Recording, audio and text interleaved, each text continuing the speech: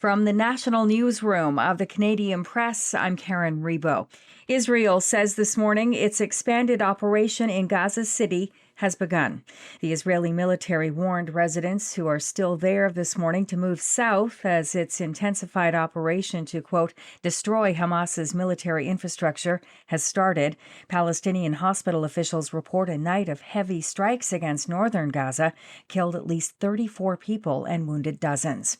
Members of Parliament will be back at work for a second day at the House of Commons today after an energetic first question period between Prime Minister Mark Carney and a returning Conservative leader Pierre Poilievre. Mr. Speaker, I'm sure I speak for all parliamentarians in welcoming the member for Battle River Crowfoot back to the House of Commons. Today, Carney has a slew of meetings with his cabinet, then with Saskatchewan's visiting Premier Scott Moe, and later with canola industry leaders struggling with steep Chinese tariffs on their canola products.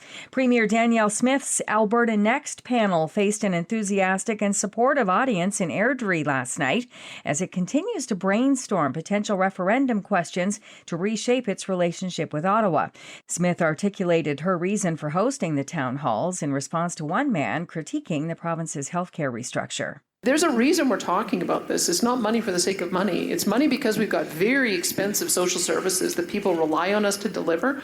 And increasingly with this imbalanced aging population, higher need, more newcomers, we have programs that have become unsustainable with the level of revenues that we get. A new report shows some Canadian small businesses are grappling with reduced consumer spending and a challenging trade landscape. Equifax Canada's latest business credit trends report says more than 286,000 businesses missed at least one credit payment in the second quarter, up 5.6% from a year ago. Sectors tied to international trade and consumer discretionary spending are under stress, while other businesses are holding steady or even improving. David Bowles, The Canadian Press. A group of academics and activists are pushing the benefits of talking to strangers, noting that even brief social interactions are beneficial for our mental health and feelings of connection.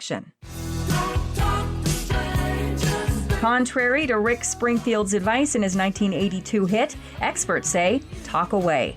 Ian Culbert heads up the Canadian Public Health Association, and he says the need for connectivity has been a focus in public health for years. These small encounters can reduce feelings of loneliness. Canadian Gillian Sandstrom is an associate professor of psychology at England's University of Sussex, and she says chats with strangers enhance your mood, too. And that's regardless of whether you're the one who started the conversation or the one that someone started a conversation with. Toronto-based organization Genwell is hosting a national Talk to a Stranger Week in late November. So how you doing? This is the Canadian Press.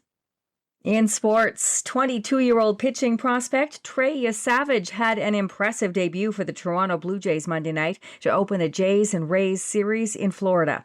After allowing a RBI double in the first inning, Yesavage shut down host Tampa Bay, finishing with a franchise debut record 9 strikeouts, 2 walks, and 3 hits over 5 innings. George Springer's RBI single in the 11th gave the Jays a 2-1 victory.